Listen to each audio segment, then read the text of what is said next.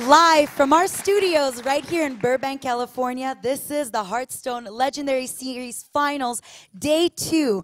And don't you worry, in case you missed any of the action yesterday, all 8 players will be returning and competing playing today. A big thank you to all of you watching, whether it's right here in the studio or from the comfort of wherever you are. And now to move on, to who better to announce our games for today, and of course to tell you guys about all of yesterday's games than our trio of wonderful casters. We have Frodan, Azumo Cutie, and Reynad. Take it away, boys. Thank you so much, Anna. That's right. The blue trio of casters has united, and together we make one casting team. My name is Frodan, and with me is TJ and Reynad. And we promise you that we did not color coordinate this morning. It's not actually something we planned, but it just happened. And I think we're all on the same wavelength. Is that right, boys? We all rolled in probably about, 10 minutes apart. And Dan looked at me, I looked at Dan, and then Reynad put his shirt on, and I looked at Reynad, and we all just said, you know what? Let's just go with it. That's right. That's right. It was awesome. Then we flocked away into the grass fields. Day number 2 is about to begin, everybody. We have 8 players still battling out for $20,000 prize pool, where the winner not only gets $8,000, but also a qualifying spot for IEM Katowice happening in March. Right now, why don't you recap a little bit about what happened yesterday with the graphic that we see on screen? Yeah, Zale's been having a pretty good run so far. Started off by beating Max 3-1, and then Silent Storm 3-0. Silent Storm ended up winning his first match against Savjz, so we've only seen Savjz play once so far. Today we're going to be seeing the losers matches.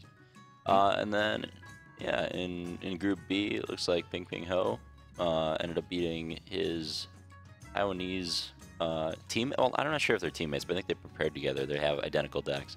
But they got paired up first round. Ping Ping Ho ended up advancing and lost to Darkwonix in really close series. And yeah, Darkwonix and Zale are now 2-0. That's right. So we're going to start off the day with the elimination matches. The first one from each group. We have Savjz versus Max, followed by Weifu and Chalky. Then we move on to the runner-up matches with Silent Storm awaiting the winner of Group A's elimination match. And of course, Ping Ping Ho waiting for Weifu versus Chalky. And of course, then we go into semifinals and finals to find out who will be the Season 1 champion. Yeah, so every single match today, someone will be eliminated from the tournament. But you can see on your screen that there is the rules if you've caught any of the regular season weeks, or if you tuned in yesterday to the Hearthstone Legendary Series. We're using that same format. Basically, each match is a best of 5. Each player brings 3 decks. In the first 3 games of every best of 5, they predetermine the order in which they're going to play those 3 decks. They don't know what their opponent is going to play at all, so they sort of go into that blind. If the match does go into a Game 4 or a Game 5, they can replay any of the 3 decks that they played so far. But once again, it's blind, so they don't know what their opponent's going to pick, but it allows them a chance to sort of feel out the type of decks their opponent's playing and sort of make an educated decision on what deck they should play. Yeah, so that's the way it's going to progress. We've been seeing some middling results. Some series have gone, Game 4 on average, but generally speaking, we saw a lot more 3-0s than I anticipated yesterday, but we also ended up the day on a 3-2 match. Some pretty close games, some pretty one-sided games.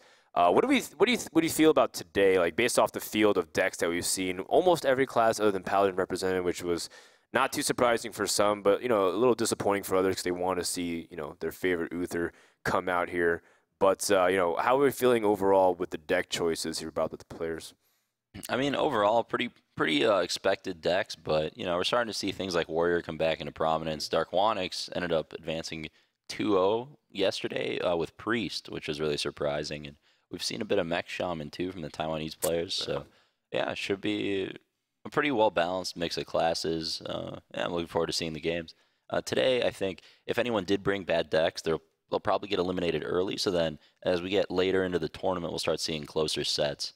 Yeah, that's something I can completely agree with. And I think it's really cool, like you said, Darkwonix advancing with a Priest deck that's pretty unusual. He's waiting in the semifinals right now, but one of the things that was really interesting to me is who is going to be the one challenging him, because he looked like he was on fire, right? Some of the decks, or top decks that he was getting, the draws, and of course he was playing pretty well too.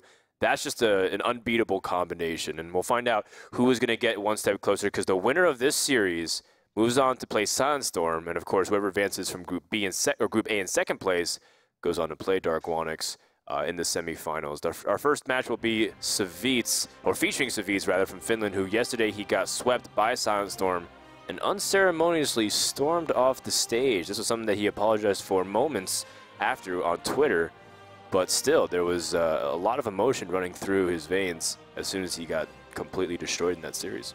Yeah, definitely. And I mean, there's a lot on the line here, especially losing out in the first round. You can really feel like you're falling behind the tournament. And again, like I said, there's going to be someone eliminated from all the matches moving forward today. So the loser of this match, they do go home with some money, but every time they win, they double up their money. Every place that they move up, they double their money. So there's a lot of pressure on these guys. Yeah, we got a chance to sit down with Savjz to talk to him before his matches throughout the entire tournament. Let's hear what he has to say. My name is Janne Mikkonen. I come from Finland and I play for Team Liquid.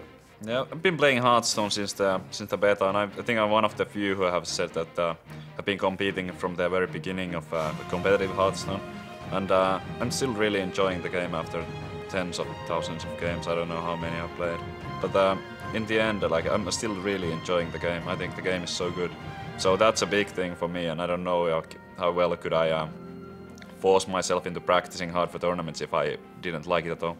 I enjoy the most in Hearthstone that the meta keeps evolving and you want to always stay one step ahead of the other people. There are times that I won, like Seed Story Cup, I feel like I was one step ahead of the meta and trying to replicate it here. I'm loving California, like it's one of my dreams. Like some months ago I was asked where do I want to go and what do I want to like compete, where do I want to compete in and stuff. So California has always been a place to go for me, and I'm really enjoying my time here. We had some good times at Universal Studios, and it's like a dream come true. I think I have a great understanding of the game, and I know what's important, and I have like right mindset towards the game, and like the way I see it, every single turn is important, and you have to max out your chances. And when it comes to like who's good and who's average, I think the biggest thing is that when you have a bad hand and you're in a bad spot, that you make the best of it, and sometimes maybe might be able to salvage one of those really bad draws into a win. So I think that I'm okay at doing that sometimes. Pretty somber tone from Savjz. He did have a lot of fun. He was right. Universal Studios was amazing. Yeah. We went on two things that stuck out in my mind. One was the Transformers 3D ride, which was like an hour and a half, 2-hour wait, but totally worth it, man. It was crazy. It was like one of those 3D experiences where like you're going through like a grenade or something. They like heat up the room. It's really sick. And then we went through a movie of Shrek with this 4D where Eddie Murphy as a donkey kept sneezing on us and water got sprayed in our face. And it was like the worst thing. So what's this play going to be like today? Is it going to be like the Shrek movie or the Transformers 3D? I don't know. We'll find out. I think a person that will be testing is Max from the UK. This guy is a player that I feel like just keeps getting underestimated for a long time, but he keeps coming up and showing up to tournaments, and I'm waiting for a true breakout performance from him. Yeah, definitely a solid player. We see him going through qualifiers all the time, and yeah, he had some of the more unique decks we saw yesterday, actually. One of the only players to bring Hunter. See interesting choices like Dark Iron Dwarf. I'm looking forward to seeing, him give his decks another shot. It was pretty well spoken about. If you didn't bring Hunter to this tournament, then you made a big mistake. So yeah. We'll have to see how it works out for him, though, because he's actually one game away from elimination. Right. Actually, two of the players who brought Hunter are playing each other right now in the elimination match. Yeah. So maybe Max might be wrong, but he also said a lot of things to us before the tournament. We have a piece on him as well. My name's Max. My handle is also Max, and I'm from the UK, and I play for Team Method. I attend lectures, I go to labs, I do problem sets, I do all the student things, and I play Hearthstone as much as possible in my spare time. So I'm currently studying physics, so I'm not really sure what I want to do with my degree after I finish it. I mostly did physics because I really enjoyed it and I was reasonably good at it. I think I generally bring new decks to each qualifier, so I'm not playing like the same thing over and over again, and I've played very little ladder this month, so I've not been like grinding hundreds of games, so it's mostly just playing tournaments, and like compared to playing ladder, that's actually not that many games. I play 30 games over the course of 2 days in a tournament. That's much less than when I was grinding ladder for 12 hours a day over the holidays. I've always liked Miracle Rogue. and even when Leroy was nerfed, I still liked Miracle Rogue. I actually was one of the first people, along with Forsen, to play Miracle Rogue without Leroy before the Leroy nerf happened. So I've always liked Miracle Rogue, I've always liked Freeze Mage. I actually do quite like playing Hunter, not the Undertaker Hunters, more like the mid-range, like High Main, Ragnaros Boom. New style of Hunter that's come around since the Undertaker nerf. But I wouldn't say like any of these decks like define me particularly. Well, there he is, Max Simpson, sitting there on the verge of elimination. Why is that funny, TJ? I don't know. Everything's funny. Max is a big fan of the Miracoli. He's I could just listen to Max talk like all day. That voice, though, right? It's very Yeah, soft. he was up on the caster couch yesterday, and I just wanted to like lean back on all these comfortable pillows that we have here on this couch and just, you know, let him do all the casting. Like Hearthstone's Morgan Freeman. Yeah, I would definitely want him to read Everybody Poops to me to sleep, so it'd be pretty nice. Max is having a lineup that features Hunter, Rogue, and Warrior versus Savjz Hunter, Rogue, and Druid. Now, the difference is in one class, but it looks like we'll have varied matchups throughout the first 3 games. And remember, this is elimination. They're guaranteed $1,000, but they have to win 2 games in order to get out of groups and double up their money. And I know that both these players, they're from Europe. They came a long way. In fact, Max hopped onto a plane 4 hours after us calling him in an emergency because we had to replace Magic Gaming last minute in order to get him to this competition. Otherwise, we'd have had 7 players at this LAN. And it doesn't match up very well, but there's a lot of pressure on these guys in this situation. They came so far, they worked so hard. It was a grueling 8-week regular season for these guys, and they had to work really hard just to get where they are right now. And to be one of the first players eliminated is something that neither of these guys wants to show the Hearthstone community. Absolutely not. So let's go into game number 1, Hunter versus Rogue. And this one is going to be Max on the Rogue, Savjz on the Hunter. And already we start seeing some opening mulligan decisions here. What do you think about this opening hand for both the players right now? I mean, it's pretty much what you'd expect as the Hunter player. Pretty standard. With Rogue, we don't really know yet. I like keeping the first SI, though. Yeah, the reason that Hunter actually came into popularity is because of Rogue. Like, over the course of the past week and a half, Rogue's really just established itself as one of the best, like one of the top 3 decks in the game. And because of that, people started searching for counters to it, and one of the things that they found works reasonably well is this slower type of Hunter deck. So I still think the matchup is not unwinnable for Rogue. I still think it's actually like pretty close. Because, you know, Rogue still has ways to deal with Hunter's threats pretty effectively. You can Phantom Knives the Haunted Creeper. Sap is really good against High Main. You know, Deadly Poison can take out Piloted Shredder, but of course you're taking damage the whole time you're doing this. So yeah, it should be an interesting matchup. I haven't seen it too much yet, but yeah, the people who got really high on ladder in the past few days using Hunter did it by just farming Rogue mostly. Yeah, and then on the same flip side, right, those Hunters also are starting to get preyed on by other things too, like maybe a faster version of Hunter beating the slower version of Hunter, and all of a sudden it's a year ago again where we're having a Hunter ladder. Well, I mean, that's what's happening on the ranks, but at the same time, competition-wise, it seems like the Hunter hasn't been doing terribly well, as, you know, both of these players, again, they're the only Hunter players in the entire top 8. Yeah, definitely. I mean, they didn't go as well for them yesterday as they would have hoped, but, you know, draws may have had something to do with that. Sure. Maybe it's not indicative of the strength of the deck. We'll see. Yeah, it's sort of good that Savjz played really early in the day yesterday because he had the chance to sort of recoup and rethink how he wanted to approach the matches that he was coming into today. And you can't really let that affect you because Hearthstone is a lot mental. So if you come into a day already frustrated, then it's going to affect your play quite a bit. Is it ever not Huffer? Yeah, it's not Huffer the moments you need Huffer for lethal. Oh, man. Well, this definitely messes with Savjz's... with Max's Blade Flurry turn that he was trying to set up with that weapon attack. So instead, he's just going to have to trade off Shade and play a Teacher, which makes sense. Savannah Highmane's going to get sapped eventually if this piloted Shredder doesn't. And I guess it's just Violet Teacher versus a bunch of unkillable minions from the Hunter side. This is kind of the issue with Rogue. Like, once you've sort of stabilized, Oil lets you kill them pretty quickly, but not as quickly as you'd like. So even if Savjz can deal with every single threat, or sorry, even if Max can deal with every single threat that Savjz puts out, he still will. It's not very likely for him to end the game before he just loses to hero power, especially considering Savjz is sitting on 12 points of damage with double Eagle Horn Bow. As this game goes longer and longer, Rogue's chances just kind of diminish. Yeah, and I mean, we don't really see that much healing also. It's usually just a Farseer. Sometimes we see the occasional interesting tech like an Antique Heal Bot, and that can potentially swing and buy them some time. But when Rogues use Weapon, a lot is some of their removal. Reynad said it's basically like they're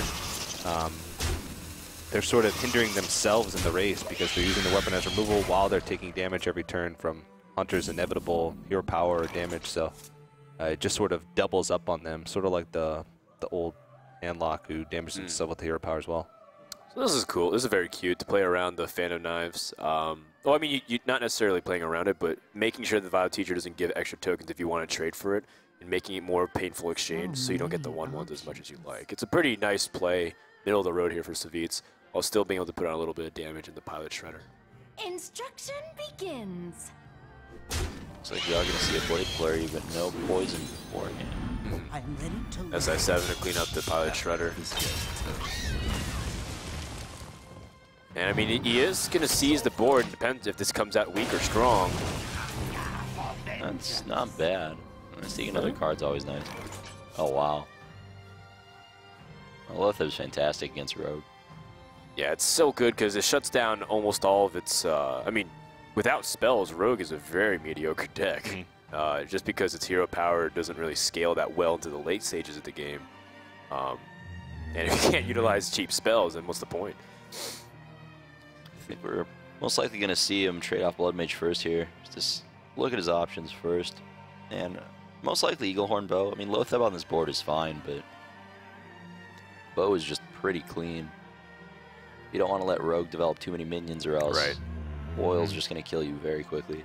And the longer you let 2 bows sit in your hand, the tougher it is to be able to play both of them over the course of the whole game. So yeah, it's a fair point. Well, you know, it challenges the SI7 agent as well.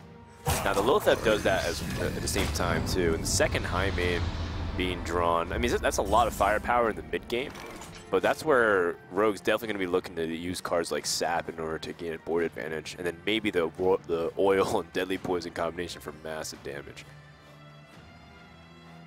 Yeah, I mean, the amount of just weapon damage that Savjz is facing down next turn is actually pretty insane. I mean, Rogue might have turned it and become the aggressor at this point. Yeah, especially since he's going to be able to leverage that Sap to basically waste an entire turn from the Hunter. If he throws down a Highmane here, then it's going to be just a huge swing in Max's favor because he can only take out one of these, and he's going to be taking a lot of weapon damage. Sitting at 23 health, but that 23 health can actually go pretty quickly if you don't have control of the game when you're the Hunter player. Now, Hunter is going to go for the Eagle Horn Bow. Knowing about the Sap definitely makes that the better play. Yeah, it's a very heads up. Making sure just to not, because if he gets sapped, then not only is he going to take big damage, but he's going to lose board even more because of the Violet Teachers.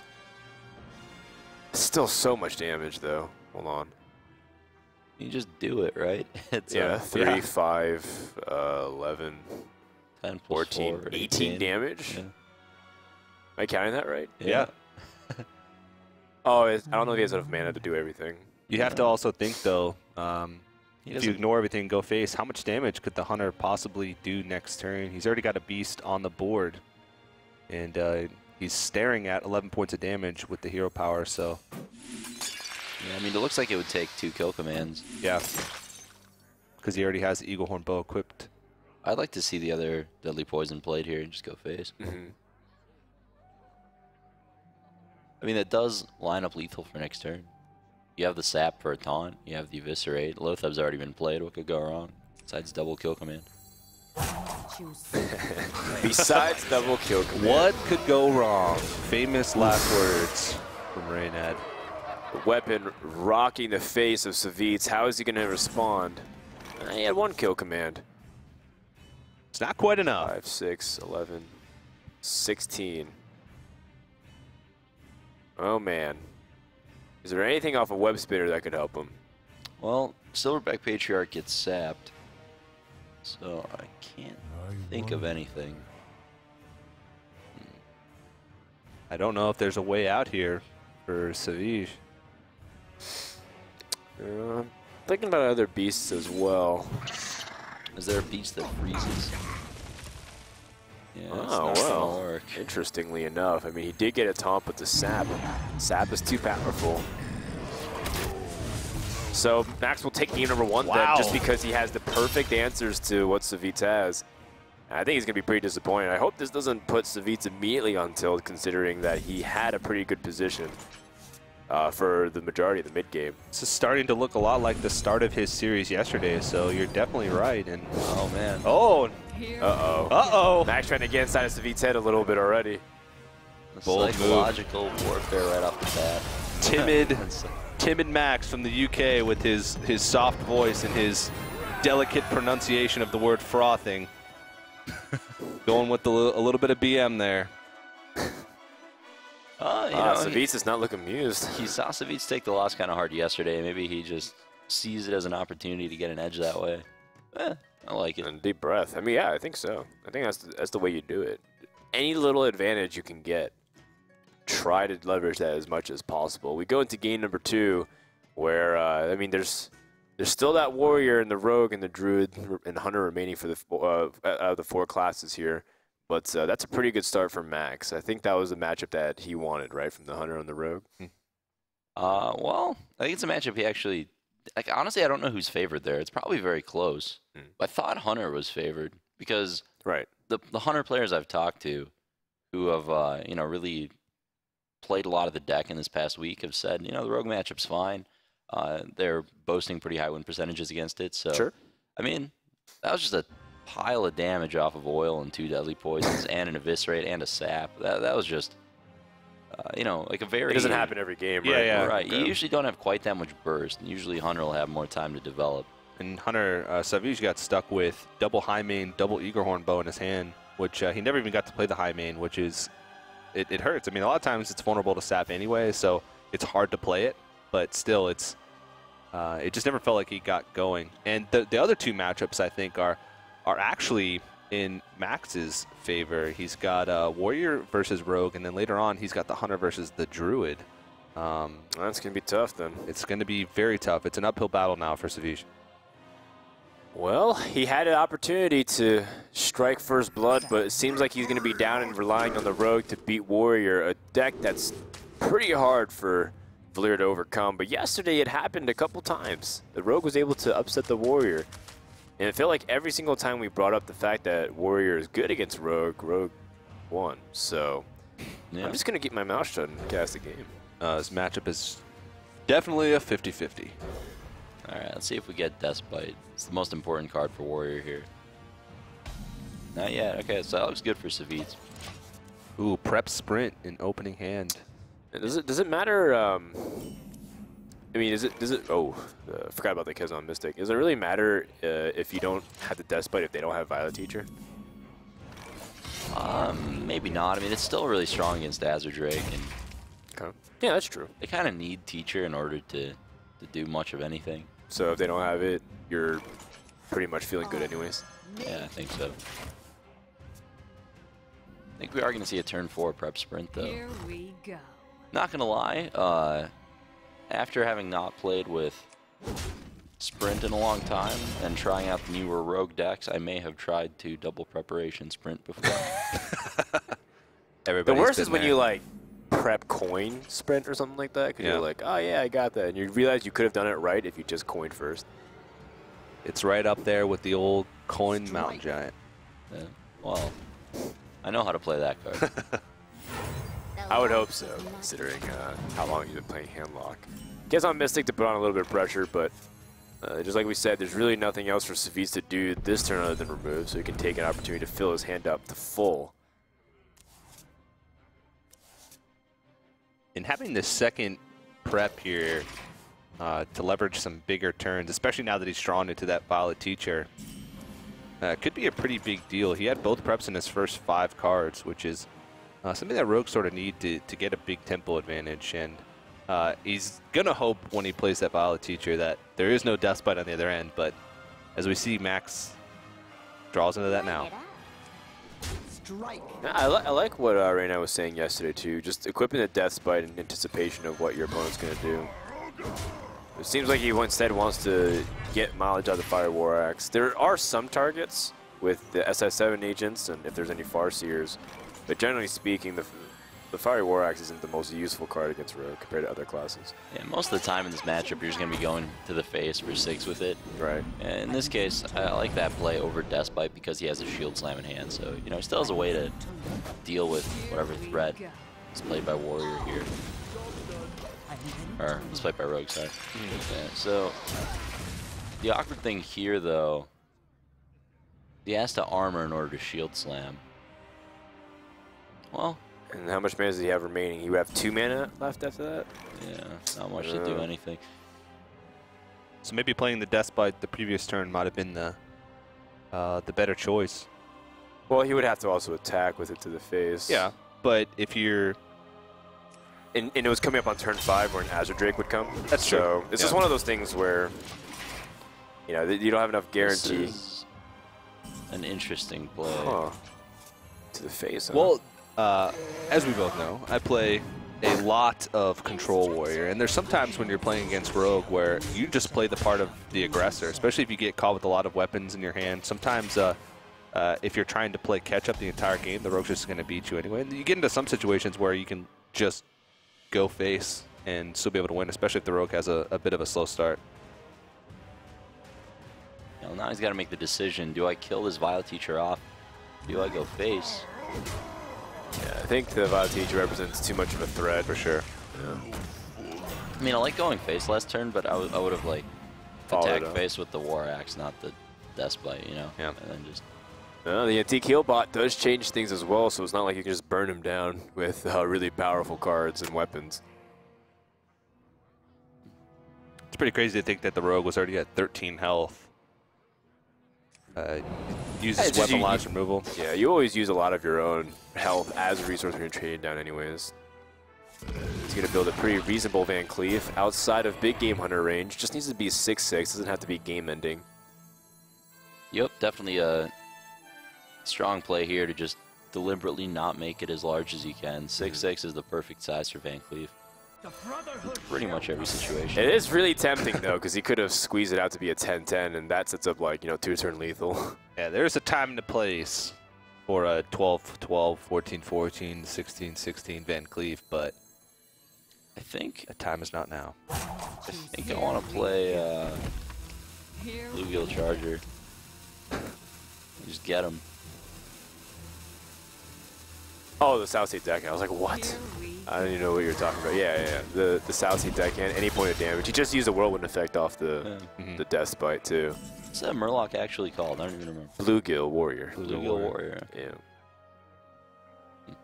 Or as he's known as in his homeland. Exquisite pronunciation. Thank you. Well, this is very uncomfortable. He doesn't have an easy way to activate the execute.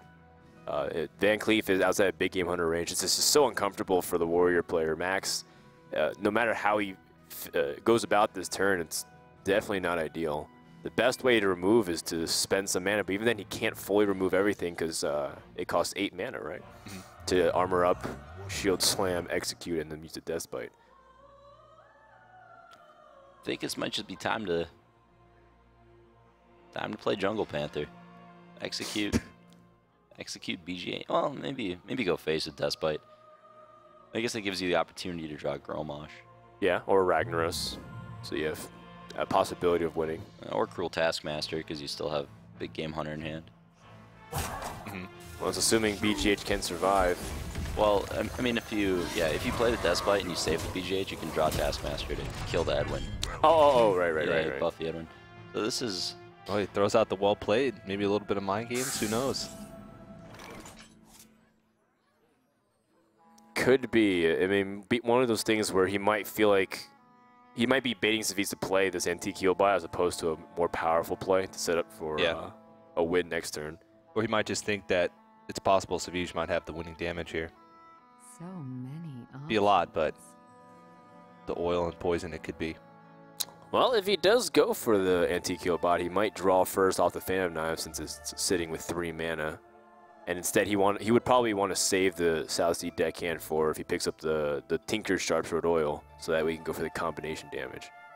Yeah, there's still 2 of those in the deck, aren't there? Yeah, this rogue still got plenty of juice.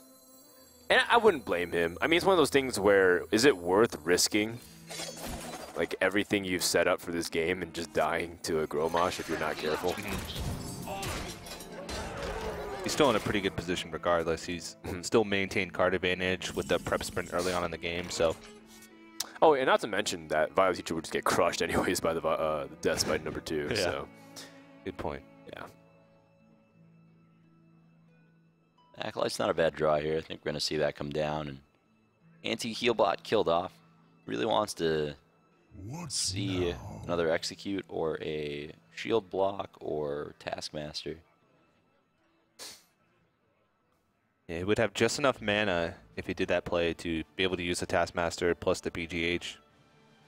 But if he draws into something that's more expensive or that he can't play, his real only other opportunity this turn would be like to armor up or just play the BGH with no activation. So it's sort of risky, but it's really the only line of play that he has. There's so many cards he can draw that are useless though because of mana cost.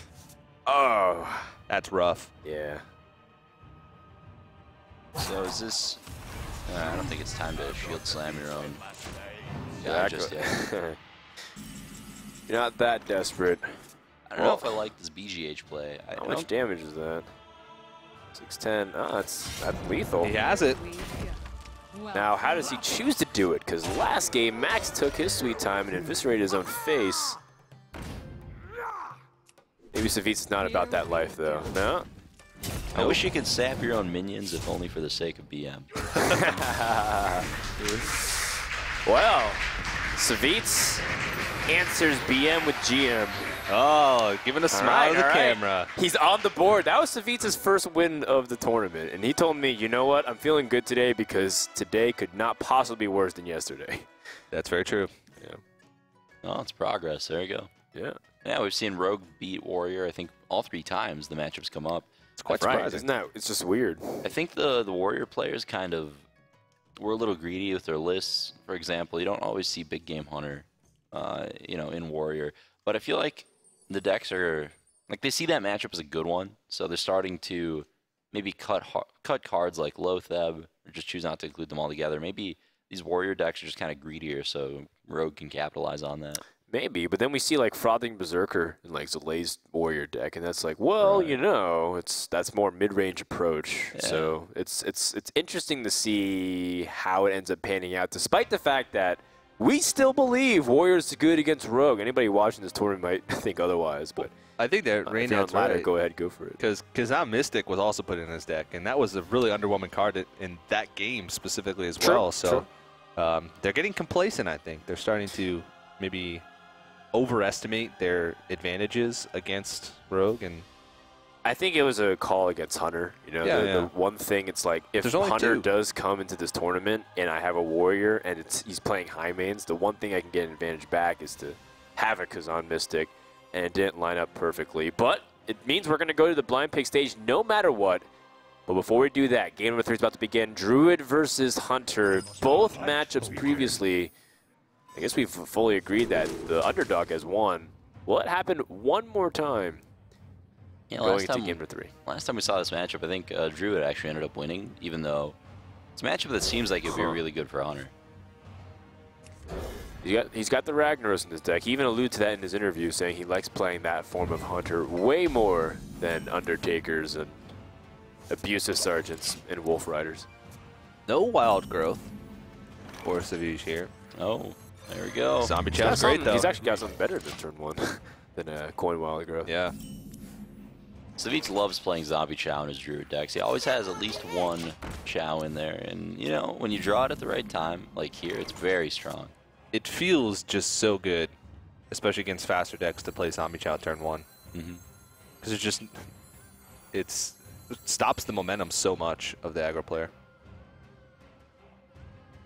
Right now, Savjz is deciding between coining out his Shaden X Rammus and getting it buffed earlier, or trading, or, you know, wrathing so he can keep his Zombie Chow around.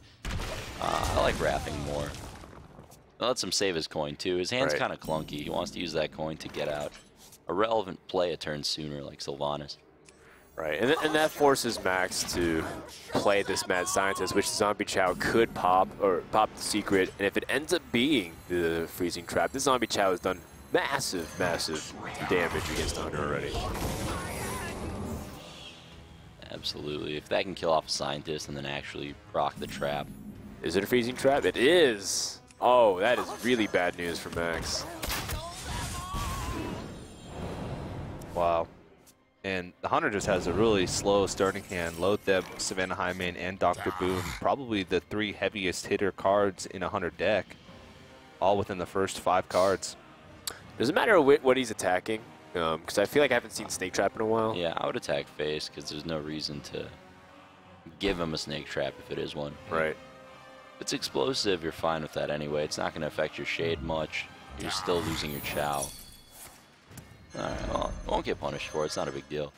A Potted Shredder, though, best possible draw here as well. You know, despite not having the wild growth, if you just get, like, your Zombie Chow, yeah, into your Wrath for their Knife Juggler, into Shade, into the best 4-drop in the game, it's like, you know, the deck does just fine without Second wild best growth. 4-drop behind Mogushan Ward. You know, Mogushan Ward blocks Shredder twice, buddy. I'll have you know. I've gotten a lot of Mogushan Wardens off of the Pilot Sky Golem, and it actually was pretty impressive the couple times I've seen it. Right, yeah. I'll have you know, I've playtested that card a bit recently, you know. Let me tell you about Reversing Switch. Make it the world's biggest Magma Rager. Yeah.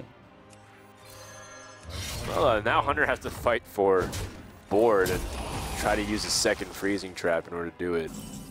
Yeah, that's a card that's definitely very good against Piloted Shredder. It's nice to see, I don't know, it's nice to see kind of the slower Hunter deck make a resurgence in the metagame. The one with Abusive Sergeants, Leper Gnomes, Wolf Rider, that gets a little bit frustrating to play against for, you know, all 45 seconds that the game lasts. But this is a little bit more tolerable. You get to play your cards, you know, replay things to get freezing trapped. You have time to lose slowly. He's got, I think, the 3 heaviest cards in his deck. Oh, actually, he has Ragnaros as well. I forgot about that. Oh, yeah, that's... So it is very mid-game, like on the late-game centric side of that that Hunter. So, Savjz, or excuse me, Max knows at this point that... Where is Savjz? I keep messing up names by mistake. Okay. Yeah, Savjz is the Druid. Okay, the little icons are switched. Or no, there's what I've been told is a coin that indicates right. whose player's turn it is. We're figuring out this overlay one step at a time. But he was just deciding which guy do I want to get freezing trapped, right? Because he knows it's freezing trap. He's not going to let that happen to Piloted Shredder. So he was deciding, you know, do I want to throw down the Zombie Chow, let that get Eagle Horn Bowed? Do I want to play Mind Control Tech, let that get Eagle Horn Bowed? I like his play here. Yeah, it's interesting. And now that Max has went for the median high main on curve, and he's going to follow it with Dr. Boom, it'll be one of those things where Druid really has to make sure not to take too much damage and let this completely ruin the game. And Sylvanas is an excellent card for exactly that. Definitely. He had the option to kill the high main here with a Keeper of the Grove and a Hero Power, but I like the Sylvanas play a lot more. Sure, you're going to take 6 damage because of it, but against a slower Hunter deck, that's a lot less relevant than if it were a more aggressive version. And you're sort of forcing the trades on the Hunter in that situation as well, because he can't really afford to ignore that Sylvanas, especially like you said, when it's a heavier hitting Hunter deck, more mid-range with the bigger creatures. He can't afford to have something bigger stolen. I realized that Keep of the Grove is even so good. It's already very effective against high main, but it can silence the high main and effectively pick the target what you want to get stolen, as opposed to potentially the 2/2 hyenas that spawn off the death rattle. So say he plays Dr. Boom, you can kill off a Boom bot with a hero power and the pilot shredder and steal the 7/7. Yeah, it'd be a very powerful play.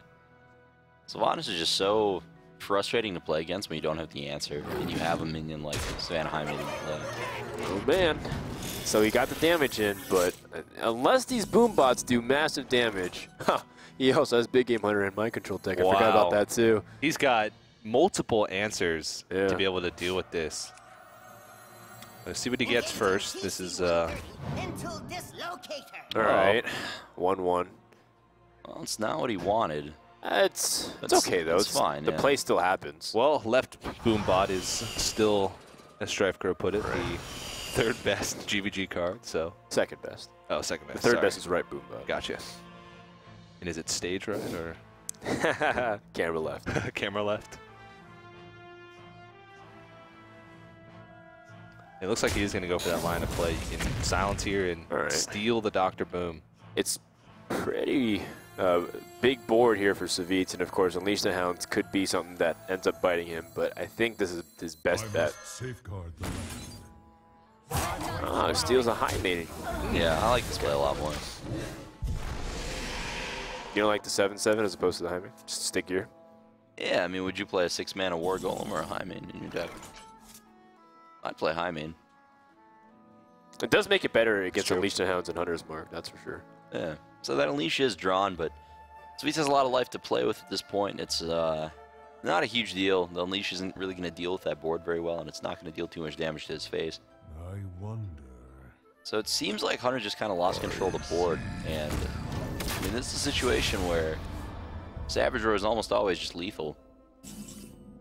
Yeah, actually. That's just it. Doesn't matter if there's Lotheb. And Savjz is going to run over Max with the Druid. Yet another upset happening in game number 3. The underdog prevails once again. Oh. Playing along.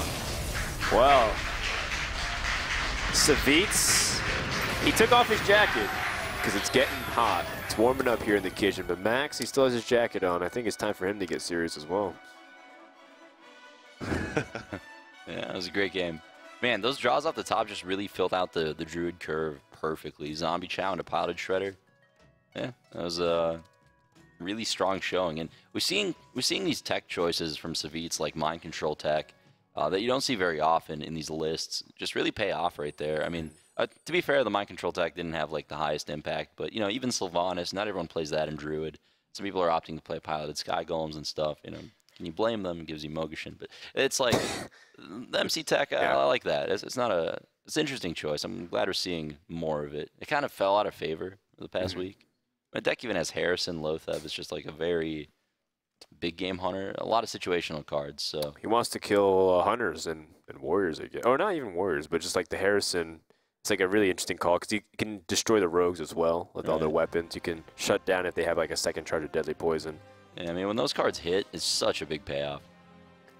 Rogue versus Druid. We haven't seen this matchup yet so far, and that is the blind pick stage. Keep in mind, they're allowed to choose any deck as many times as they want in this stage.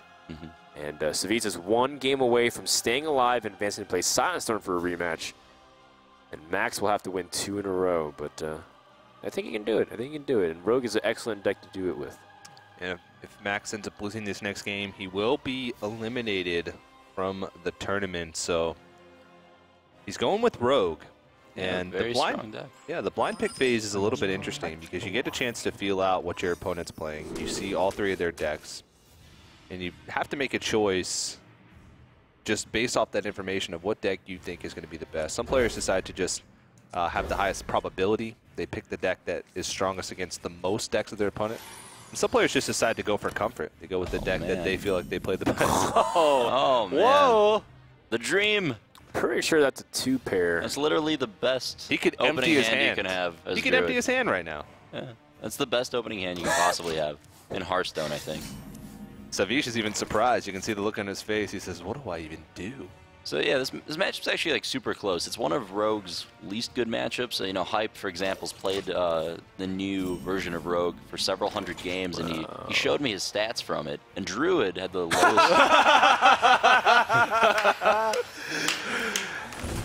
That is instant 500 karma on the front page of Reddit. Yes, it is. It's farming. Someone's thinking ahead. MFW playing Druid. A vote to the left. That needs to be in the meme competition, for sure. You can see My someone goodness. behind the scenes is going to be contributing to that today, it seems. I mean, you can put out an Ancient of Lore on turn 3. Yeah, it's a fine play. Couldn't really fault him. Fine play. Fine. I mean, this does become the case sometimes. You know, you don't really need all your ramp in the early game, but it even fits out pretty nicely because then you can shade next turn with Wild Growth into another Ancient of Lore on turn 5. Yeah, I mean, the risk you run with those hands with a bunch of Wild Growths and Innervates is that you just run out of plays. But I mean, to get 2 Ancient Lores right after that, it's just going to be a real uphill battle for Max, but not unwinnable. You know, maybe he can. Rogue is just the most efficient removal in the game, basically. I mean, for 2 mana, you can take out Druid of the Claw, for example, with like a backstab Eviscerate. So even though Savjz is going to be getting out these large minions quickly, Rogue is the class that could deal with it. So that's true. I mean, he's got some tools as well with Eviscerates, SSF. He can pair the damage. Yeah, I would like to see a backstab SI here. Some classes would just struggle just to deal with the 5/5 alone. Not only that, but he's also drawing cards and getting ahead with the Wild Growth. So I mean, 5 health is the magic number. There's so many things that does 3-4 damage, or even in pairs of 2, like Rogue, for example. Backstab SI requires even a weapon hit, so it's not even like it's a free kill. So looks like he does manage to deal with it, but I mean, Savjz is going to continue this pain train. So what's cool here is, even though this is a fantastic Wild Growth Shaded Naxxramas, Max has the option to coin Azure Drake, prep, or sorry, he didn't have the Phantom Knives. Yeah, man, that would have been insane. Oh, you're right. Keep If he had him that all Phantom day, Knives, yeah. he had 2 or something like that. coin Azure Drake and pray for. Yeah, That's ambitious, but I like very it. ambitious. Maybe a little too ambitious. Valid Teacher seems like a more reasonable play. Yeah, no reason to coin poison. I mean, you could get the 1/1s now, but swipe's very likely to happen. I mean, he has swipe too, so he's not necessarily as afraid of the 1/1s as he used to be. So this Ancient of Lore still should absolutely come down. Savjz even has the mind control tech as well, so he's not even too afraid of the Valid Teacher because he knows that if tokens are spawned, he's going to be able to try his luck at stealing something big. You're right. That's actually a really good point, too. With all those 1/1 Apprentice tokens come out, Mind Control Tech has use not only against Hunter, but also Rogue, 2 classes which he probably predicted to be popular.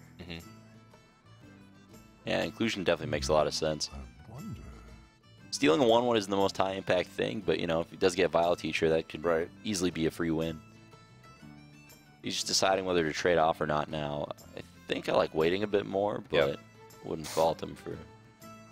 Gives you a higher percentage chance the following turn to steal something larger. It's just whether or not he wants to take the damage or not. It looks like he doesn't. Yeah, really respecting just the damage output from Rogue with oils. Speaking of which. Alright, time for Prep Eviscerate for sure.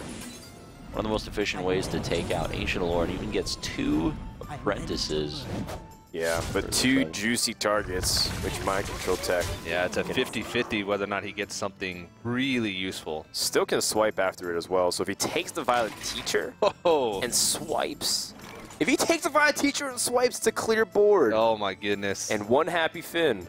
Is the light shining upon Savjz today? Oh! Wow, what a turn. That is backbreaking. And or Savjz max breaking. Oh, man. Reyna does not look surprised in the slightest. His eyebrow did not raise at all. He's having flashbacks. Here we go. It's like, oh, geez. Is this me? You know this on field all ladder? too well. I go to cast this weekend, Dan, to get away from ladder for one day, and you know I just see the same stuff. It's always the man. Wow. The amount of times Max took it like a champ. To be fair, he's really trying to keep it together, but it's one of those things where you can't help but feel devastated. No, what can you do about that? That's just Well, I mean, is there any way for him to get back into it? It needs to be a really nice flurry. Yeah, he needs flurry now. And even then, he has to give up his shade because the Sylvanas. Oh, actually, he can zap that too, right? Well, as far as the draws that aren't Blade Flurry go, it's probably the best. But if he sprints this turn, there's a chance that he might just be dead. Right. I mean, he's always going to be on that with, with the fact that Savage Roar and Force of Nature, he has enough mana to do it. He's still on 7 mana, but Druid's going to be on 10. That's ridiculous.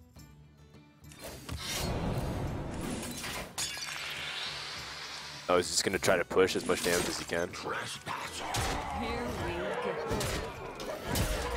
All right, well, he's just going to leave it up to Savjz to generate the damage.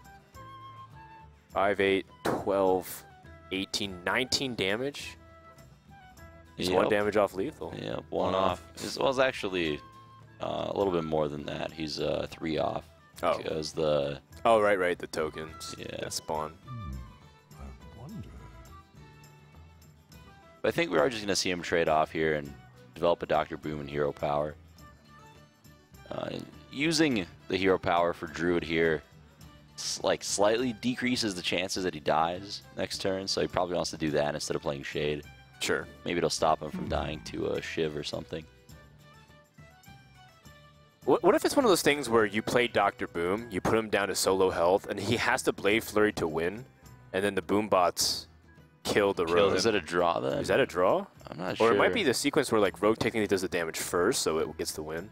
Yeah, with Hellfire, I know it's a draw, but with an effect like that, I'm not sure. I know the animation finishes, like both players would die. Right. But yeah, the person who got Blade Flurried, I think, would lose. I'm not sure.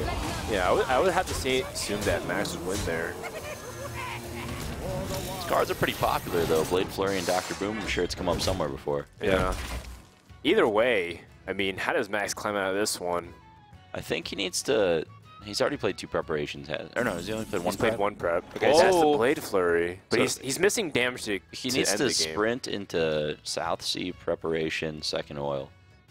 So that's the correct way, is to draw those cards. Okay, so he takes the easy way out here, so to speak. A guaranteed safe 1. Ooh. Oh, but he took so much damage in the process that Force of Nature is just going to end it. And Max, because he was not able to take that 1 risk of off the sprint, Savjz is going to take this game and the series. And everything just going right there for Savjz in that series. Played it well, too, and Savjz is going to move on. Well, looks like it's starting to turn around for Savjz, but Max's journey will end here. That draw, though, that screenshot.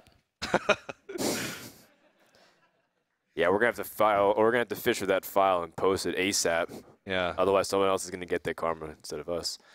Well, Savjz is gonna go on to play Silent Storm in the runner-up match of Group A, and he's still alive. The winner of that goes on to play Dark Wanix. If we can step back a little bit overall in the series and look at the strategy of what these guys brought this weekend. Did it make sense, given what Max brought relative to other players, that he's the first one out, or do you feel like it's just he drew badly?